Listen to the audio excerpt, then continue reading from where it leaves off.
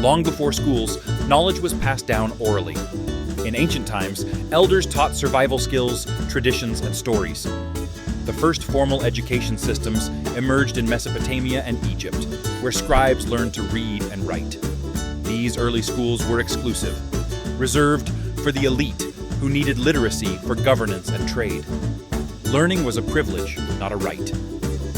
The Greeks revolutionized education by introducing philosophy, mathematics, and rhetoric. Socrates, Plato, and Aristotle emphasized critical thinking over rote memorization. Schools like Plato's Academy and Aristotle's Lyceum became centers of intellectual growth. Meanwhile, in China, Confucian teachings shaped education, focusing on moral development and governance. Learning was no longer just about survival. It became a tool for shaping society. During the Middle Ages, education was largely controlled by religious institutions. Monasteries preserved knowledge, teaching Latin, theology, and philosophy. Universities emerged in places like Bologna and Paris, offering structured learning.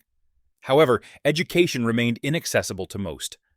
Meanwhile, in the Islamic world, scholars in Baghdad's House of Wisdom translated and expanded upon Greek and Persian knowledge, advancing science and medicine. The Industrial Revolution transformed education, making it more accessible. Governments established public schools to create a literate workforce.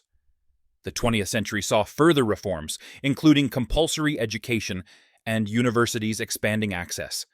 Today, technology is reshaping learning again, with online courses and AI-driven education.